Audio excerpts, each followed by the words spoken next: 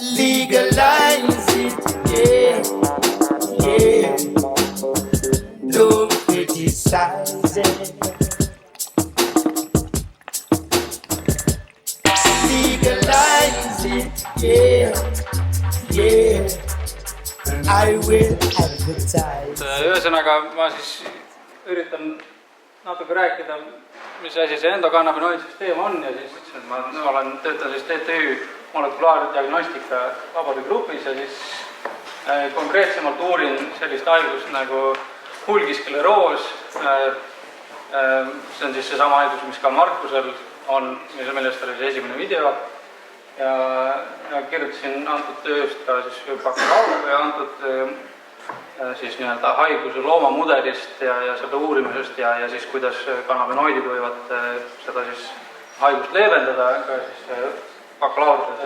Räägin siis, et mis nad kannabinoidid üldse on, enamus ilmselt natuke midagi aimuvad, mis nad on. Ja siis endokannabinoidsüsteemist ja siis kuidas ta immuunsüsteemile mõjub.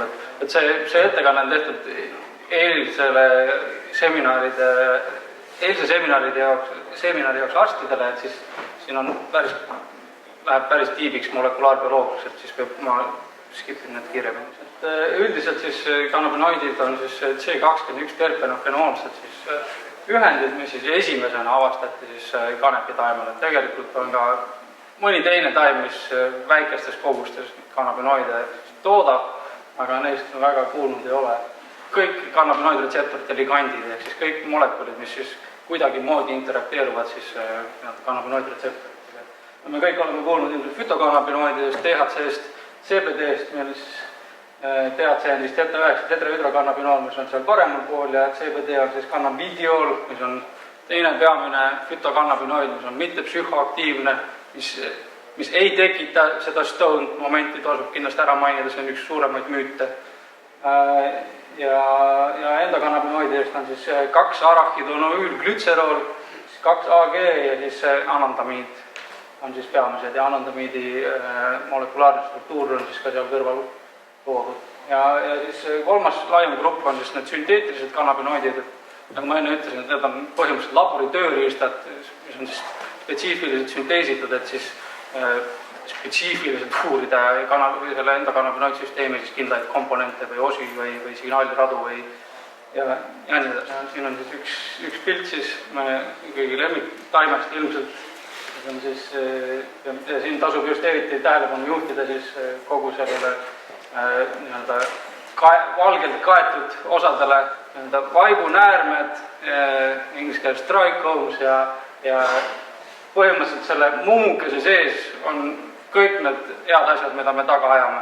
Nii kannabinoidid, terpenoidid, flavonoidid, erinevad molekulid, mille siis kompott tekitab meile sellise efekti nagu kindla isendi manustamine siis tekitab. Kannabinoidretseptoritest natukene, et nad avastati alles 90ndate alguses ja siis selle tõttu on neid suhteliselt vähe uuritud ja üldisemas plaanis on tegemist G-valgseoseliste retseptoritega, mis on siis üks 7 suurest retseptorite grupist ja neil on äärmiselt keeruline signaalikaskaad, kus on hästi palju interplay'd erinevate signaaliradade vahel ja erinevate selle sama signaaliraja komponentide vahel. Ja need 2 peamist retseptorit on siis CB1 ja CB2, kohe natuke juttu täpselt lähemalt. Ja siis on avastatud ka selliseid alamaid retseptoreid, mille kohta veel väga palju ei teata, et neil polegi mingit nime seal otseselt antud, on siis GPR55 ja GPR119. Ja lisaks huvitaval kombel on ka veel mõni muu retseptor või ioonkanal, siis on välja toonud selle vaniloid tüüp 1 retseptori, mida aktiveerib siis ka kapsaitsiin, mis on siis tšillipiparde see komponent, mis teeb tšillipiprat teravaks. Seda on samuti kasutatud ka valuravi eesmärgil, mingil määral on mingi plaastrid ja mingid sellised asjad olemas.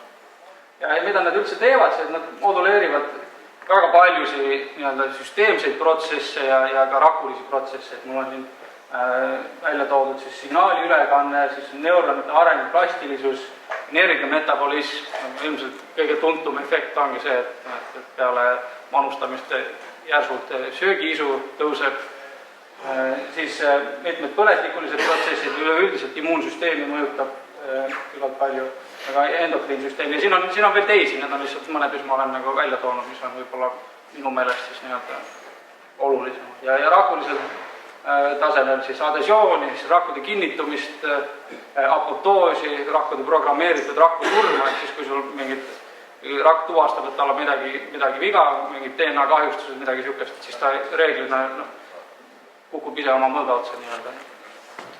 Geeni ekspressiooni, mitmete ainete sünteesi, samuti raku jagunemist ja siis raku migratsiooni, mis on siis immunoloogiliste nii-öelda aspektide puhul päris oluline, et need immuunrakud jõuaksid põletikukaldesse või kahjustuse juurde.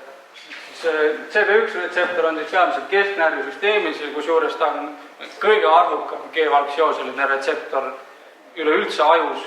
See juba ütleb suht palju, et tegemist on niivõrd laialt levinud retseptoriga ja selle mõju on nagu praktiliselt tundmatu olnud teadusele enne 90. algust. Ja iga süsteem, mis inimese eksisteerib, saab katki minna. Juba selle põhimõtte järgi nagu on see nii-öelda meditsiinilisel otstarbel keelustamine nagu mõttetu. Et ei ole olemas inimese kehas perfektseid süsteeme, kus midagi ei saa valesti minna. Ja neid inimesi, kellel potentsiaalselt on midagi valesti süsteemiga, neid konkreetselt ignoreeritakse. Ja CB1 retseptori vahendatud on siis ka psühhotroopsed efektid. Et CB2 retseptorid on siis nii-öelda peamiselt ainult immuunrakkudel, aga leidub ka mujal. Et sama nende CB1 retseptoritega, need on igal pool üle keha, suuremates organites, nahas, lihaspoes, igal pool. Ja võib-olla natuke vähem olulisemalt on siis immuunrakkude hierarhia veel, et kui palju mingid tüüpi rakkudel need erinevad. Ja võib-olla mis veel oli tähtis, et see on nende kannabinoidretseptorite nii-öelda esinemine neil immuunrakkudel on väga tugevasti sõltub siis nii-öelda oludest. Et põletiku juures, eriti just võib-olla siis nii-öelda autoimmuunhaiguste kontekstis siis nii-öelda põletikud, mida kehal tegelikult vaja ei ole, et siis nende puhul on näha, et neil rakkudel on need retseptorid siis kõrgemalt ekspresseeritud või neid on rohkem siis öelda. See pilt seletab ära, miks kannabinoidid panevad meid tundma nii nagu nad meid panevad tundma. Et mis nende kannabinoidide nii-öelda eesmärk neuronites on või miks nad üldse eksisteerivad seal, et nad pärsivad retseptorid või siis neuronite liigset aktiivsust. Et kui meil on siin glutamatergilised neuronid, siis kannabinoidid nii-öelda pärsivad siis eelnevalt neuronilt järgmisele neuronile signaali ülekannet. Ja ühesõnaga nad ei pärsi seda täielikult, aga nad viivad selle läbi nii-öelda kõrgemale, et see signaal, mis peab tulema, et see signaal edasi antakse, see peab olema selle võrra tugevam. Ja mis on võib-olla huvitavam on, et need inhibitoorsed neuronid, mis on kabaneuronid, et ta inhibeerib ka neid, et ta nii-öelda inhibeerib inhibeerimist. Et seetõttu näiteks kõlab muusika huvitavamalt või ma usun, et paljud on meist kohanud selliseid mõjusid, mis on positiivsed või teistsugused, mida tavaliselt võib-olla ei pane tähele. Et see on neil see peamine nii-öelda toimemehhanism nii-öelda närvirakkus. Küsimus, et mis põhjustab seda, et kui esmaroodselt kanepid, siis ei pruugi need mõjud tulla? Minu sügav veendumus on, et see on kinni manustamisviisides, aga siin selle koha pealt meil oli enne ka mingi väike diskussioon, et ma pead ei anna, aga see minu jaoks ei tundu loogiline, et need mõjusid ei eksisteeri. Jah? Aga siit vastupidises küsimus, et kuidas on sellega, et ühtepidiselt, et ei tule neid nii-öelda mõjusid, aga et siin päris palju netis igal pool on silma, et sükest asja palju täielikult, mingi mango söömine näiteks võimendab seda. kas see on pigem loll jutt või selle tõepõhiga taga? see on niisugune kahe otsaga asi. Mango sisaldab niisugust terpenoidi nagu mükreen. Seesama mükreen on olemas ka teatud kanepisortide all, mida võib-olla keskmine tarvitaja nimetab indikateks. Aga selle nii-öelda nende sortide või nende ürtide manustamine, mis põhjustab niisugust nii-öelda body high või niisugust kivis olemist, et nendel on hästi palju seda mükreeni ja mango sisaldab samamoodi mükreeni ja teatud oludel võib potentsiaalne efekt olla, mina isiklikult ei ole tähendanud. Endokannabinoidsüsteemi kuuluvad siis kõik need eelpool mainitud retseptorid, CB1, CB2, GB55, GB119 pluss siis veel mõned ja siis nende nii-öelda kehasisesed ligandid või siis molekulid, mis siis nii-öelda mille eesmärk ongi neid retseptorid aktiveerida. Ja need on siin siis ära loetletud, enne sai ka mainitud see 2AG ja anandamiid, aga neid on ka siis nii-öelda kaks natuke vähem tuntumat, on siis N-palmitoüületanolamiin ja oleüületanolamiin. Nad on kõik suht sarnased, niisugused lipiidsed molekulid ja nad, nagu siin on öeldud, nad pärinevad rakumembraanist, nad sünteesitakse vastavalt vajadusele ja nad likvideeritakse äärmiselt kiiresti, et sellepärast võttis ka aega, jah. Aga mis see inglise keeles see ligand on? See on antagonist või? Ligand, see ongi molekul, mis seondub, ta võib olla nii agonist, kuidas? Ligand ongi. Ongi või? Ligand, see on eesti keele sõna. Ja ka inglise keele. Jah, inglise keeles ka sõna. Põhimõtteliselt kõik, mis seondub retseptoriga, kutsutakse ligandideks.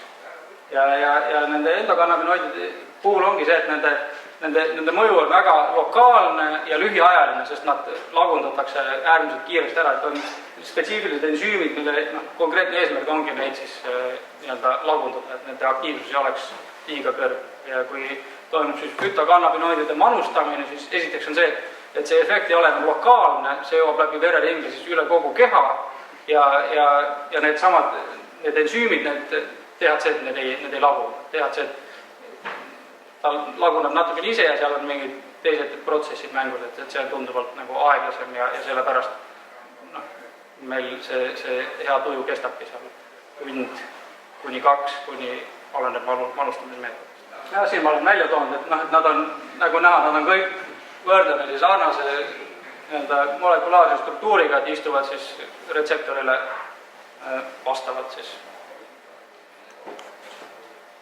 Ja siin on siis toodud kogu see praegu teada olev endokannabinoid, sest siin on tegelikult kujutatud kahte rakku ja on toodud kõik need retseptorid ja millest nad tehakse ja kuidas nad, millistele retseptorid nad seonduvad ja mida nad teevad. Et see põhipoint on selles, et see süsteem reaalselt eksisteerib, see on mis kõigis olemas ja iga süsteemiga saab midagi nihu vahepeal minna. Et sellepärast on seda oluline uurida ja selle kohta rohkem teada saada ja me teame vähe. Ja mida rohkem me teame, seda rohkem tuleb praegu ka küsimusi peale.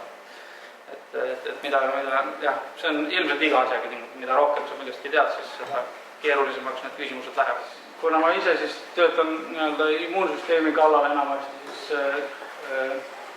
ma räägin siin natuke kannabinoidide mõjust immuunsüsteemile konkreetselt, et tal on tegelikult kahene mõju, et väga madalates kontsentratsioonides ta mõjub pigem immuunsüsteemi nagu aktiveerivalt või parandab immuunvastust ja sõnaga, aga samas suuremate koguste puhul ta siis supresseerib. Ja siin tasub ilmselt mainida ka seda ära, et keskmine tarvitaja või nii-öelda selle doosiga, millega tegivad psühhoaktiivsed efektid, et sellega mingit olulist immuunpärssivat vastust ei ole. Et see ilmselt osaliselt seotud sellest, et neid retseptorid immuunrakkudel piisavalt ei ekspresseerita, sest normaalsel inimesel ei ole kehas pidevalt põletikulisi protsesse, ei käi. Et seal ei ole nagu mingit vastust maha suruda otseselt. Aga 4 peamist moodust, siis kuidas ta siis immuunsüsteemi mõjutab, ongi siis et ta nii-öelda nende üleaktiivsete immuunrakkude või suunab neid üleaktiivseid immuunrakke siis apoptoosi, siis programmeeritud raku surma, siis peatab nende immuunrakkude jagunemise, siis väga oluline on, et ta siis inhibeerib siis nii-öelda põletikku soodustavate signaalmolekulide tootmist, siis tsütokiinide ja kemokiinide ja siis võib-olla, kui siin on mõni arsti tunneb, et siis ta ühesõnaga suunab siis T-helper 1 vastuse pigem T-helper 2 vastuseks, mis on siis nii-öelda antiinflamatoorne pigem ja samuti vähendab siis oluliselt sükse T-helper 17 rakupopulatsiooni hulka, mis on need nii-öelda kõige kangemad vigastajad immuunsüsteemis või kudedes. Ja siis see viimane võib-olla ei ole nii oluline, et ta indutseerib ka selliseid regulatoorseid immuunrakke, mis taaskord natuke pärsivad seda immuunvastust või siis lülitavad seda siis nii-öelda mittepõletikuliseks. Immuunsüsteemis ongi pidev niisugune tasakaal nii-öelda proinflamatoorse ja antiinflamatoorse siis vahel, et ta siis seda süsteemi nagu moduleerib. Ja siin on siis, et selle tõttu on ta siis eriti suur potentsiaal niisuguste krooniliste inflammatsioonide nii-öelda puhul, nagu siis vulgiskleroos on või siis reumatoidartriit on suhteliselt sarnane, aga neid kroonilisi sündroome on veel ja samuti on tal ka tugevad neuroprotektiivsed omadused, et selle tõttu, et ta pärsib seda nii-öelda neuronite üleaktiivsust, sellega ta vähendab siis nii-öelda neuronite hävimist ja samuti on kannabinoididele endal nii-öelda molekulaarselt on hästi head antioksidantsed omadused ja kuna nad on lipiidsed, siis nad pääsevad igal poole ligi, nad lähevad läbi selle blood-brain barrieri, et nad suudavad ka meie nii-öelda kesknärvisüsteemi jõuda ja seal neid vabu radikaale siis nii-öelda neutraliseerida. Ja siis siin all vasakul on niisugune graafik, mis võib-olla kõige paremini ilmestab, kui niisugune see mõju on, et siin on siis tegemist eksperimentaalse autoimmuunse entsefalomüeliidiga, mis on see mudelhaigus, millega ma tegelen, see on vulgiskleroosi mudelhaigus ja siin on siis näha, et ma kõigepealt ütlen, mis on, et see põhimõtteliselt irtu tekib halvatus, mis siis nii-öelda vaikselt läheb hullemaks ja seda hinnatakse siis visuaalse vaatuse alusel põhimõtteliselt ja määratakse siis vastavalt selle halvatuse tugevusele ja siis määratakse skoor. Ja siit on siis näha, et mida suurem skoor, seda halvem. See sinine joon näitab siis nende kontrollhiirte EAE kulgemist ja see alumine punane joon näitab nende hiirte EAE kulgemist, kes said 3 päeva kannabidiooli. Ja see vahe on märgatav ja statistiliselt oluline. Need parempoolsed võib-olla ei ole nii oluliselt näitavad, et rakke ei jagune nii palju ja need tulemused neid on näidatud päris mitmes laboris, et neid võib uskuda.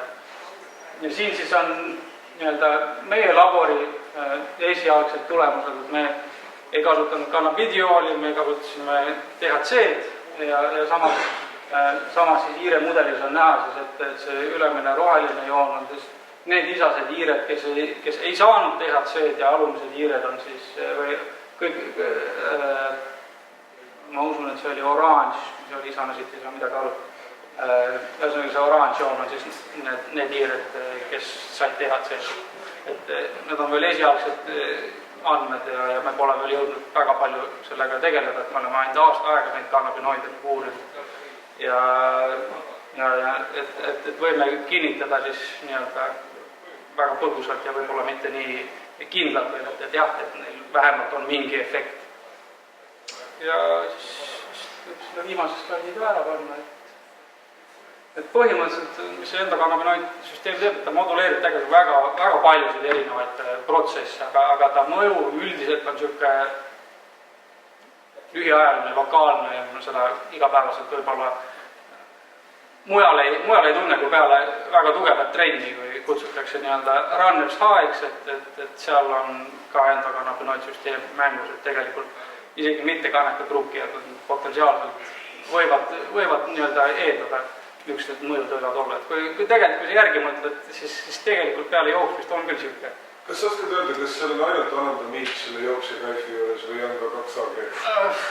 Jään vastuse võlgu, ei ole nii otseselt seda uurinud, aga see 2-arahidonolüülglütserool, seda peetakse pigem selleks peamiseks liigandiks. See anandamiid avastati küll enne, aga see 2-arahidonolüülglütserool, see on nagu siuke, ta on natukene kangem ja teda esineb rohkem. Ja tegelikult on valdkond väga mitmekesine ja väga keeruline uurida, et hästi palju on ka vastukäivaid andmeid pahatihti, et kipub olema, et just erinevates kontsentratsioonides ja erinevates kogustes on nagu need efektid pahatihti vastupidised, et siin on küllalt palju on veel mida selgitada, küllalt palju selliseid põhimõttelisi asju, mida veel nagu täpselt ei teata.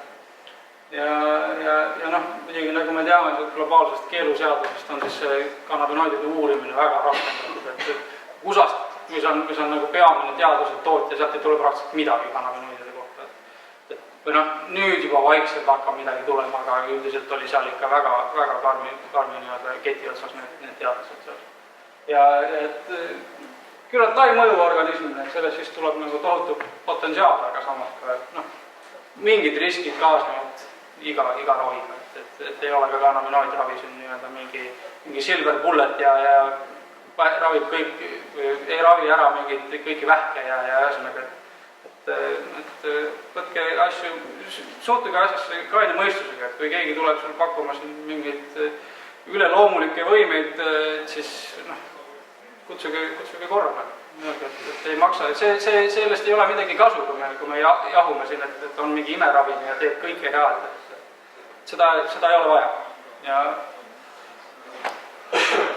minu küsimus oleks, et palju siis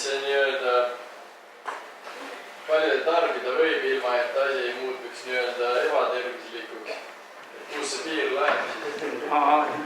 Ma ütlen, mina ei ole arst. 666 milligrammi kilogrammi kohta. Mina olen molekulaarbioloog, et tunde järgi, kui sa tunned, et see hakkab su elu kvaliteeti halvemaks tõmbama, siis ilmselt on millegi üle järgi mõelda. Mina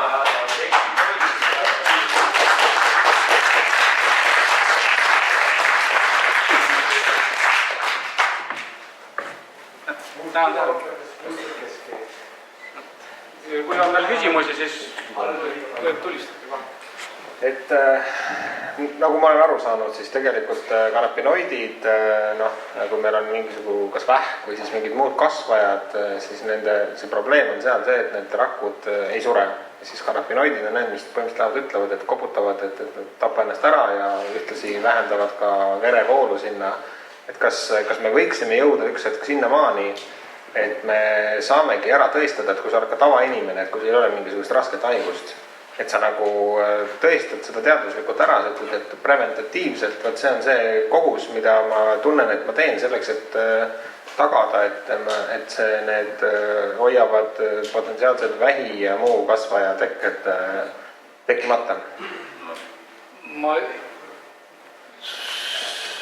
suhtuksin väga ettevaatlikult sellesse, et jah, teoreetiliselt võib-olla. Tundub loogiline. Kas see mõju ka on statistiliselt oluline või kas see mõju reaalselt mingit reaalses elus mingit efekti annab? Mina ei julge seda väita.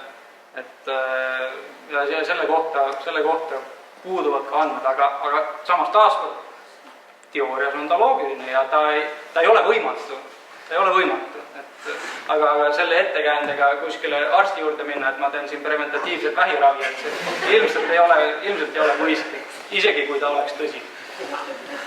Siis teine küsimus, et ma olen ka kuulnud või nii palju, kui ma ise uurinud seda asja, et siis need inimesed, kes saavad siis vähi vastu radioaktiivsust põhimõtteliselt, et ta tegelikult soovitatakse seal vähemalt nendes YouTube'i videotes soovitatakse paralleelselt ka siis kannabinoid tuge, et kompenseerib. Ja, see on see teine aspekt, et mida vähiravi puhul, kus neid kannabinoide peamiselt kasutatakse nendest kemoteraapia kõrvalnähtude leevendamiseks ja oluliseks leevendamiseks. Ja siin tuleb ka see kannabinoidide eelis, et neid on võimalik inhaleerida siis suitsetamist ei soovita, suitsetamine on halb, aga just vaporiseerimine või siis sissesöömine, või no okei, vähiravi puhul sellest sissesöömist ei ole väga kasu, kui sa kogu aeg oksendad selle välja, aga just see inhaleerimine, et see vähendab tugevalt oksendamist ja samas ka neid valusi, mis sellest kemoteraapiast tulevad. Ja noh, USAs on see just see vähiravi toetav efekt üks valdavaid seda ravikanepi kasutamise valdkondi. Lisaks siis mingi neuropaatiliste valude korral ja migreenide ja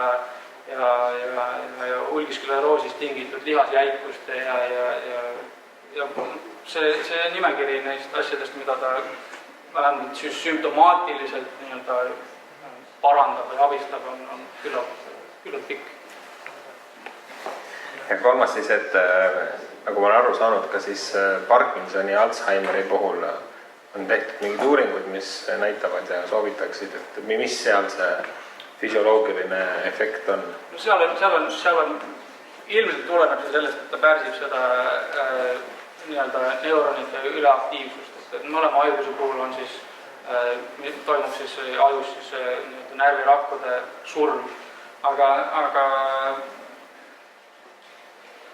pigem nende puhul suhtuksin nagu skeptiliselt, et meil maja peal vahepeal liigub üks päris hea Parkinsoni uurija teadlane, kes siis rahvusvaheliselt tegeleb ja kui ma temaga sellest rääkisin, siis tema oli pigem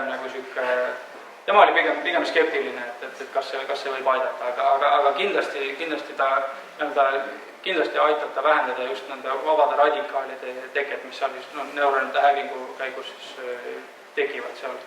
Et taaskord potentsiaal ja teoorias nagu võiks, aga meil mingid konkreetsed andmeid nagu puutub.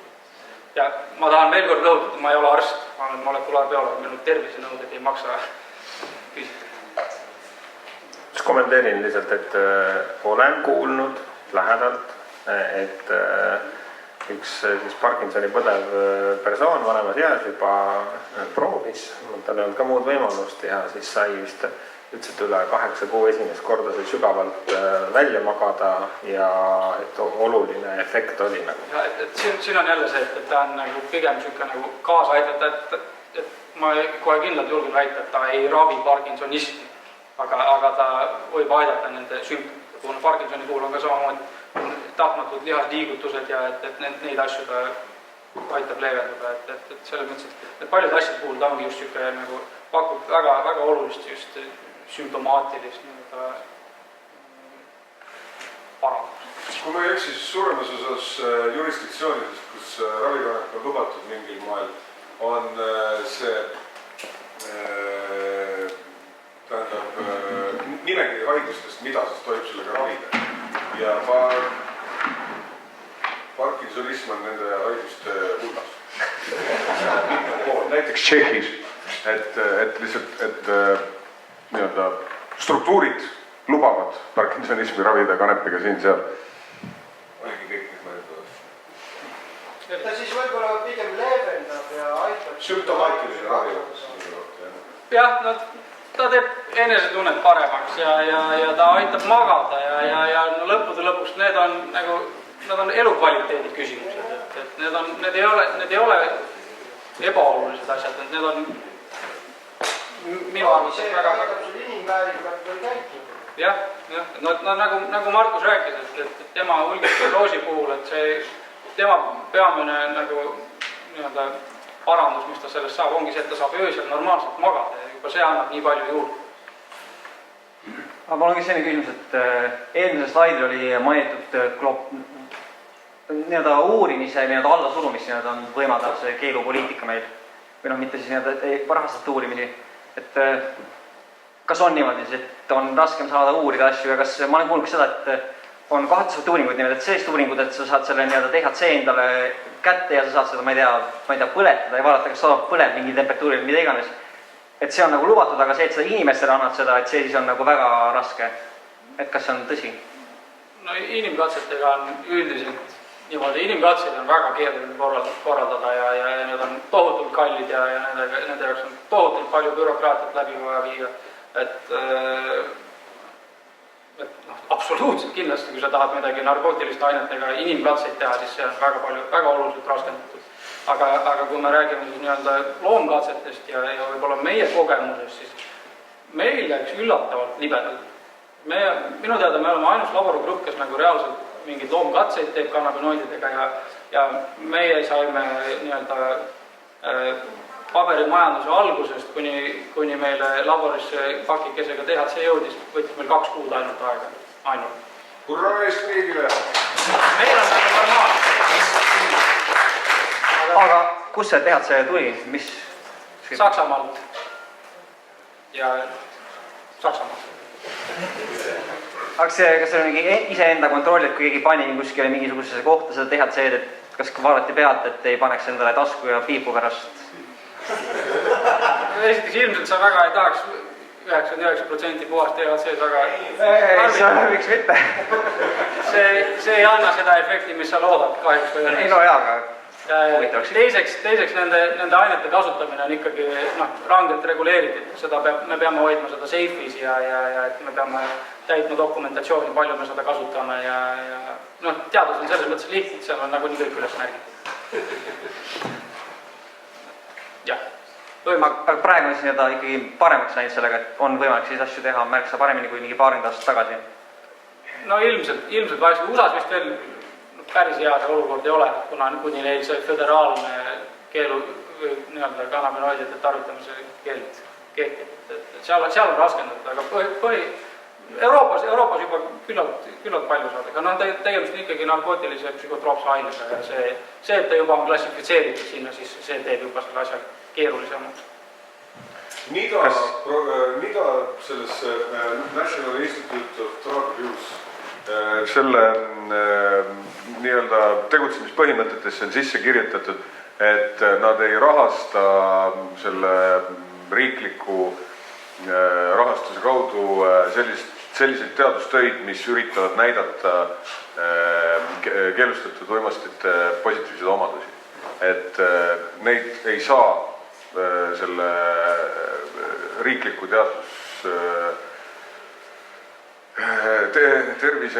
tervishoiu instituudi kaudu rahastada, lihtsalt keeld on peal, et seetõttu peab kogu see rahastus tulema erasektorist ja kohutav bürokraatia mehhanism, mida tuleb läbida,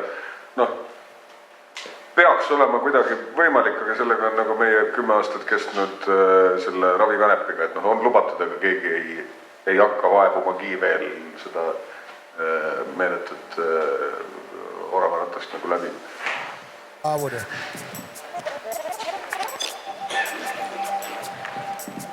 Kui tohiks, siis ma kommenteeriks seda uurimise lubade saamise poolt.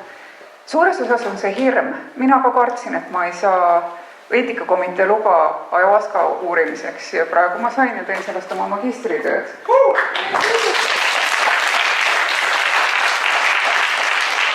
Ainult 5 aastat läks aega ja ma ei tundnud, neid inimesi on päris palju, kes oleks saanud jala ette panna ja mitte keegi neist ei ole seda teinud, vastupidi, neid on väga palju aidatud. Nii et kes tahavad uurida, ärge kartke, üritage, mida rohkem tehakse, seda rohkem inimesed näevad, et saab teha ja seda rohkem on alust uusi uuringuid teha.